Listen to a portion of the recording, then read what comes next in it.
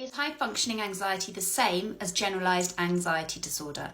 I'm a clinical psychologist and I'm going to answer that for you now. Generalised anxiety disorder is a mental health diagnosis and you would need to meet certain criteria in order to be diagnosed with it. This includes excessive worry and a feeling of apprehension that's gone on for at least 6 months. A difficulty with feeling that you can control the worry. Physical manifestation of the worry such as sleep difficulties, irritability, muscle tension and fatigue. Fourth, that this disturbance can't be explained by anything else. Fifth, that this is causing significant distress and impairment to your day-to-day functioning. Finally, that none of this can be explained by the use of, say, substances, drugs, or by medical condition. High functioning anxiety, on the other hand, isn't a defined medical diagnosis. You could be walking around with a lot of the difficulties that I've just described in the generalised anxiety disorder diagnosis.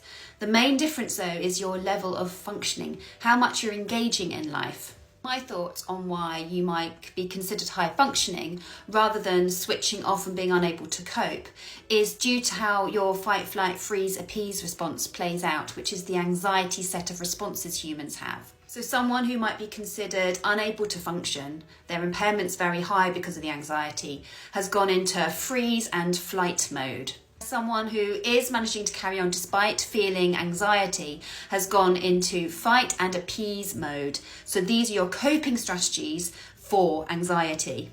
And everyday examples of how those anxiety responses play out with appeasement and fight are things like trying to control everything by having strict routines for yourself, maybe failing to delegate anything, aiming for high standards, so overachieving so that you can get things just so and avoid feeling criticised or out of control. Avoiding burdening people and letting others down so they don't know how much you're struggling with the anxiety, so that stops you from feeling vulnerable. The problem is that a lot of these things are highly valued in our culture. It means you come across as being highly reliable and really efficient.